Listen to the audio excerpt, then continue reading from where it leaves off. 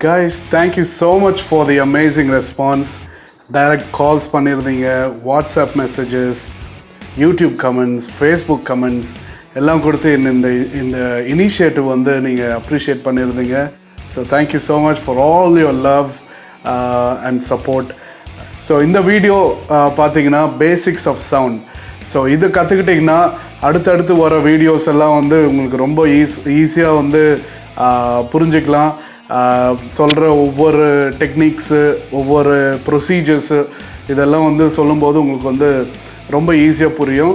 இந்த basics of sound டாபிக்குள்ளே போகிறதுக்கு முன்னாடி எப்படி இந்த சவுண்ட் வந்து எனக்கு இன்ட்ரெஸ்டிங்காக இருந்துச்சுன்னு சொல்லிட்டு உங்களுக்கு சொல்லித்தரலான்ட்டு இருக்கேன். ஸோ நான் வந்து பார்த்திங்கன்னா சர்ச்சில் தான் இது கற்றுக்கிட்டேன். Pure and pure church background தான் எனக்கு. ஸோ அப்பா ஒரு சர்ச் பாஸ்டர். ஸோ சின்ன பத்திலேருந்து நான் வந்து சர்ச்சில் இருக்கிற சவுண்டை வந்து பார்த்துக்கிட்டேன்.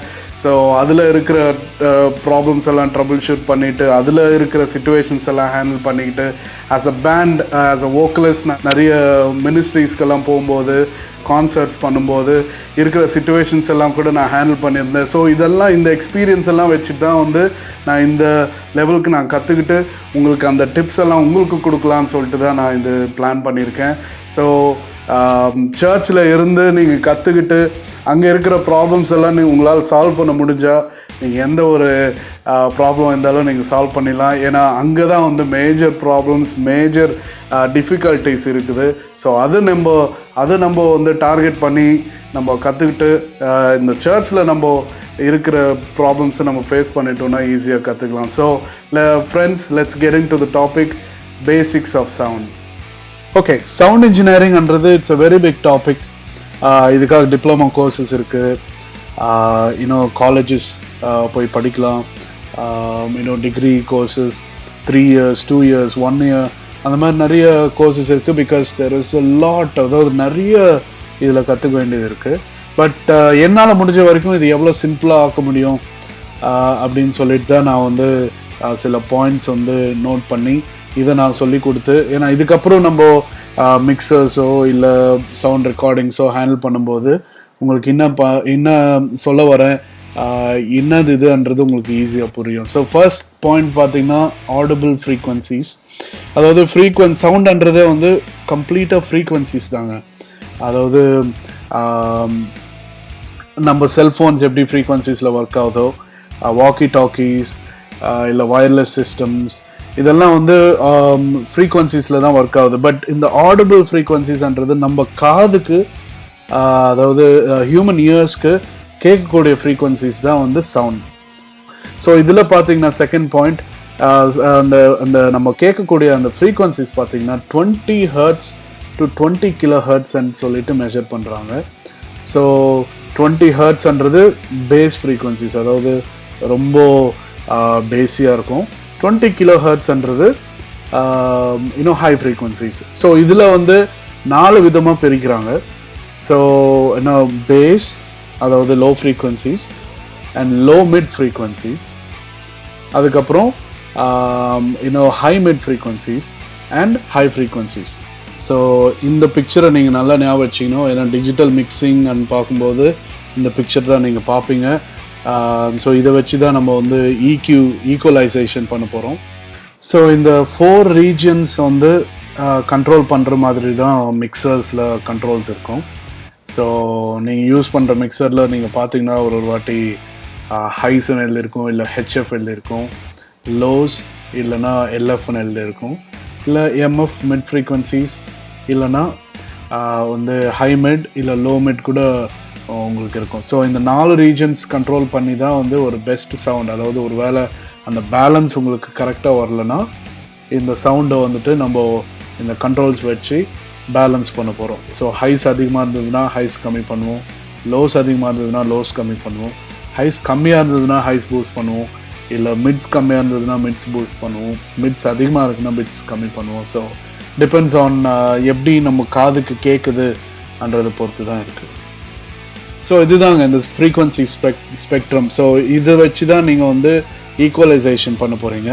ஸோ ரொம்ப இம்பார்ட்டண்ட்டான ஒரு ஸ்க்ரீன் இது. ஸோ ஸோ இந்த ஃப்ரீக்வன்சிஸ் நம்மளுக்கு கேட்கக்கூடிய ஃப்ரீக்வன்சிஸ் வந்து 20 to 20 கிலோஹெர்ட்ஸ்ன்னு சொல்லியிருக்கோம். ஸோ இந்த சவுண்ட் எல்லாம் வந்து பேலன்ஸ்டாக எல்லா ஃப்ரீக்வன்சிஸும் ஒரு மியூசிக்கலாக நம்மளுக்கு கேட்கும்போது தான் வந்து ஒரு பாட்டாக நம்மளுக்கு கேட்டு அதை வந்து ரசிக்கிறோம். ஸோ இதில் பார்த்தீங்கன்னா பேஸ் கிட்டார்னா பேஸ் ஃப்ரீக்வன்சிஸ் கொடுக்கும், எலக்ட்ரிக் கிட்டார்னா மிட் ஃப்ரீக்வன்சிஸ் இல்லை மிட் ஹைன்னு சொல்லலாம். அப்புறம் வந்து பார்த்திங்கன்னா இன்னும் வோக்கல்ஸ் வந்து பார்த்திங்கன்னா அதுவும் மிட் ஃப்ரீக்வன்சிஸ் தான். அப்புறம் கொஞ்சம் லோ மிட்ஸ் வரும், கொஞ்சம் இல்லை மேல் வோக்கல்ஸ்க்கு கொஞ்சம் அதிகமாகவே லோ மிட்ஸ் வரும். ஸோ அந்த மாதிரி ஒவ்வொரு இன்ஸ்ட்ருமெண்ட் வந்து ஒவ்வொரு ரேஞ்சில் சவுண்ட் ப்ரொடியூஸ் பண்ணும்போது எல்லா இன்ஸ்ட்ருமெண்ட்ஸ் சேர்ந்து நம்மளுக்கு கேட்கும்போது தான் ஃபுல் ஃப்ரீக்வன்சி நம்மளுக்கு கேட்கும். அதுதான் நம்ம வந்து ஒரு நல்ல குட் மியூசிக், அதாவது ஒரு நல்ல மிக்ஸ் பண்ண ஒரு சாங் இல்லை இன்னும் எல்லாம் வெல் பேலன்ஸ்டு ஒரு சவுண்டுன்னு பார்க்கும்போது எல்லா ஃப்ரீக்வன்சிஸும் கலந்து வரும்போது தான் இனிமையாக இருக்கும் நம்ம காதுக்கு. ஸோ நெக்ஸ்ட் திங் வந்து சவுண்ட் ட்ராவல்ஸ் ஸ்லோவர் தென் லைட். இது வெரி இம்பார்ட்டண்ட்டான ஒரு பாயிண்ட். ஏன்னா நம்ம சின்னப்போ கூட இது படிச்சிருப்போம், ஆனால் எதுக்கு படிச்சிருப்போம்னு தெரியாமல் இருந்தது. பட் இது நான் அப்படி தான் இப்போது நான் ரியலைஸ் பண்ணுறேன், இது நம்ம சின்னப்போ படித்தோம் அப்படின்னு சொல்லிட்டு. சவுண்ட் வந்து லைட்டும் சவுண்டு வந்து டிஸ்டன்ஸு ட்ராவல் பண்ணோம், பட் லைட் வந்து ஃபாஸ்டராக நம்மளுக்கு கிடைக்கும். அதாவது ரூமில் ஒரு லைட் போட்டிங்கன்னா டக்குன்னு ரூமே பளிச்சுன்னு ஆகிடும், ஏன்னா பிகாஸ் லைட் வந்து ரொம்ப ஃபாஸ்ட்டாக இருக்கும். இதே சவுண்ட் வந்து it travels little slower. So உங்களுக்கு ஒரு நல்ல எக்ஸாம்பிள் சொல்லணுன்னா தண்டர் ஸ்டார்ம், அதாவது இடி வரும்போது ஃபஸ்ட்டு வெளிச்சம் ஃபஸ்ட்டு வந்துடும், அதுக்கப்புறம் தான் பார்த்திங்கன்னா இன்னும் சவுண்ட் லேட்டாக வரும். ஸோ ஆக்சுவலாக பார்த்திங்கன்னா அது அட் அ டைம் ரெண்டும் ஒரே நேரத்தில் தான் நடக்குது. பட் நம்மளுக்கு வெளிச்சம் ஃபாஸ்ட்டாக வந்து ரீச் ஆகிடுது, சவுண்ட் வந்து கொஞ்சம் லேட்டாக வருது. அதுக்கப்புறம் வேவ் ஃபார்ம்ன்றது என்னென்னா நம்மளுக்கு வந்து சவுண்ட் கேட்குது, அதை பார்க்க முடியுமா அப்படின்னா அஃப்கோர்ஸ் எஸ். இஃப் யூ நீங்கள் சவுண்ட் ரெக்கார்ட் பண்ணிங்கன்னா ஒரு ரெக்கார்டிங் சாஃப்ட்வேரில் லாஜிக் ப்ரோ இல்லை கியூபேஸ் இல்லை ஏதாச்சும் ஒரு ரெக்கார்டிங் சாஃப்ட்வேரில் நீங்கள் ரெக்கார்ட் பண்ணிங்கன்னா சவுண்ட் வேவ்ஸை வந்து கன்வெர்ட் பண்ணி வேவ் ஃபார்மாக உங்களுக்கு காட்டுது. அதாவது நீங்கள் பார்த்தீங்கன்னா மேலேயும் கீழேயுமா அந்த வேவ்ஸ் இருக்கும். ஹை ஃப்ரீக்வன்சிஸ்னால் கிட்ட இருக்கும், லோ ஃப்ரீக்வன்சிஸ்னால் தூரமாக இருக்கும். ஸோ அதுதான் வேவ் ஃபார்ம். இது வந்து ரெக்கார்ட் பண்ணிட்ட பிறகு நீங்கள் பார்க்கக்கூடிய விஷயம். பட் சவுண்ட் வரும்போதே என்னால் அதை பார்க்க முடியுமா அப்படின்னு சொல்லி பார்த்தீங்கன்னா ரியல் டைம் அனலைசர்னு சொல்லுவாங்க. இது மோஸ்ட் ஆஃப் த டிஜிட்டல் மிக்சர்ஸில் இருக்கும் எங்களுக்கு, நம்மளுக்கு அது யூஸ்ஃபுல்லான ஒரு டூல். பட் அனலாக் மிக்சரில் இது இருக்காது. பட் நீங்கள் எப்பவுமே ஞாபகம் வச்சுக்கணும், நம்ம காதுகள் தான் வந்து ரொம்ப இம்பார்ட்டண்ட்டான விஷயம். நம்ம காதுக்கு எப்படி கேட்குது, வெறும் லோ ஃப்ரீக்வன்சிஸ் ரொம்ப பேஸியாக இருக்கா, இல்லை ரொம்ப ஹையாக இருக்கா, இல்லை ரொம்ப மிட்டிஷாக இருக்கா, இல்லை லோ மிட்ஸாக இருக்கா, ஹை மிட்ஸாக இருக்கான்றது வந்து உங்கள் காதுக்கும் உங்கள் மைண்டுக்கும் இருக்கிற கனெக்ஷனில் தான் வந்து நீங்கள் டிசைட் பண்ணி அதை வந்து நீங்கள் கண்ட்ரோல் பண்ண போகிறீங்க. அதுக்கப்புறம் வந்து டெசிபல்ஸ்ன்னு பார்த்தீங்கன்னா லெவல்ஸ் ஆஃப் சவுண்ட், அதாவது units of sound. So 0 decibels இருந்து அதாவது யூஸ்வலாக சொல்லுவாங்க மேக்ஸிமம் நம்மளுக்கு காதுக்கு இனிமையாக இருக்கிற ஒரு லெவல் வந்து 80 to 90 decibels அப்படின்னு சொல்லுவாங்க. ஸோ அதுக்கு மேலே போயிடுச்சுன்னா அது வந்து லவுட் சவுண்டாக மாறிடும், ஹெவி சவுண்டாக மாறிடும். ரொம்ப நேரம் அது அப்படியே கேட்டுக்கிட்டு இருந்தீங்கன்னா உங்கள் காது எஃபெக்ட் ஆகிறதுக்கு சான்சஸ் இருக்குது. ஸோ காதுக்கு இனிமையாக இருக்கணும், அட் த சேம் டைம் ரொம்ப லவுடாக இருக்கக்கூடாதுன்னா அந்த டெசிபிள்ஸ் வந்து நம்ம மைண்டில் வச்சுக்கணும், எவ்வளோ டெசிபிள்ஸ் போகுது அப்படின்றது. அதுக்கப்புறம் இது 7th point is also very important. Sound reflects on hard surfaces. அதாவது சவுண்ட் வந்து ரிஃப்ளெக்ட் ஆகுங்க. You have to keep that in mind because இதனால தான் வந்து நமக்கு எக்கோ வருது, ஹால் எஃபெக்ட் வருது, ஒரே ரிவர்பாக இருக்குது. ஸோ சர்ச்சஸ்லலாம் நம்ம பார்த்துருப்போம், இல்லை கல்யாண மண்டபத்தில் பார்த்துருப்போம். அதாவது வாலெல்லாம் ஹார்டாக இருக்கும், அதாவது டைல்ஸ் ஒட்டியிருப்பாங்க, இல்லைன்னா வந்து செவுரில் சவுண்டு படும். ஸோ சவுண்ட் வந்து நீங்கள் எங்கேயாச்சும் பேசும்போது செவுத்தில் பட்டு ரிஃப்ளெக்ட் ஆகும், பவுன்ஸ் ஆகும். ஒரு பால் நம்ம செவுத்தில் அடிக்கிறோன்னா எப்படி அது ரிட்டர்ன் வருதோ, இல்லை அது பவுன்ஸ் ஆகிட்டு வேறு இடத்துக்கு போகுதோ, அதே மாதிரி தான் சவுண்டு அங்கே பட்டு ரிஃப்ளெக்ட் ஆகும். இதுக்காக தான் வந்து அக்கூஸ்டிக் ட்ரீட்மெண்ட் பண்ணும்போது சாஃப்டான சர்ஃபேஸஸாக வைப்பாங்க. ஏன்னா சவுண்ட் அங்கே பட்டு அங்கேயே அப்சர்வ் ஆகிடும், அந்த சாஃப்டான சர்ஃபேசஸ் வந்து அப்சர்வ் பண்ணிடும். ஸோ இப்போ உங்களுக்கு புரிஞ்சிருக்கும் எதுக்கு நம்ம சர்ச்சஸ் எல்லாம் வந்து ஒரு எக்கோவாக இருக்குது, ஒரு ரிவர்பாக இருக்குது அப்படின்னா, சவுண்ட் வந்து ஸ்பீக்கர்லேருந்து வந்துட்ட பிறகு செவுத்தில் பட்டு அங்கே பட்டு திருப்பியும் நம்மளுக்கே கேட்கும்.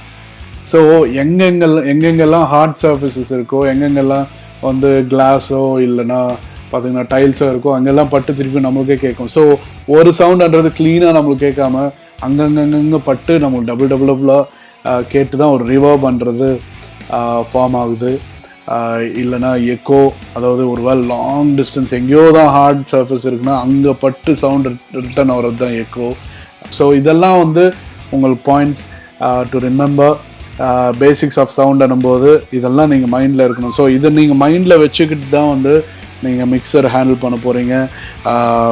சவுண்ட் வந்து ஈக்குவலைசேஷன் இல்லை வந்து கரெக்ஷன் இல்லைனா பேலன்சிங் எல்லாம் வந்து இதை வச்சு தான் நீங்கள் பண்ண போகிறீங்க. ஸோ ஆல்ரைட் ஃப்ரெண்ட்ஸ், ஸோ இதுதான் வந்து நான் பேசிக்ஸ் ஆஃப் சவுண்டுன்னு சொல்லிட்டு உங்களுக்கு சொல்லித்தரலான்னு சொல்லிட்டு இந்த ஃபர்ஸ்ட் வீடியோ நான் பண்ணியிருக்கேன்.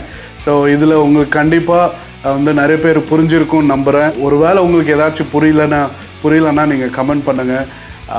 So I'll explain that. நான் வந்து திருப்பியும் அதை வந்து எக்ஸ்பிளைன் பண்ண பார்க்குறேன். வேணும்னா நீங்கள் இந்த வீடியோவை திருப்பியும் ஃபஸ்ட்லேருந்து கூட பார்க்கலாம். ஸோ நம்ம பார்க்க அது என்னன்றது நம்ம மைண்டில் ஏறிடுச்சுன்னா ரொம்ப ஈஸியாக நம்ம வந்து ஃப்யூச்சரில் வர வீடியோஸ் வந்து இன்னும் சொல்ல வரேன், எதனால் நம்ம இந்த பேசிக்ஸ் ஆஃப் சவுண்ட் கற்றுக்கிட்டோன்றது உங்களுக்கு புரியும். Thank you so much once again for subscribing to this channel, வாட்சிங் மை வீடியோ. அப்புறம் வந்து ஷேர் பண்ணியிருந்தீங்க. So share more. போன வாட்டி நான் சொல்ல மறந்துட்டேன், பெல் ஐக்கான் கூட கிளிக் பண்ணுங்கள். ஸோ தட் நான் ஒவ்வொரு வீடியோ போடும்போதும் உங்களுக்கு வந்து நோட்டிஃபிகேஷன் வரும். So thank you so much. This is Christy signing of.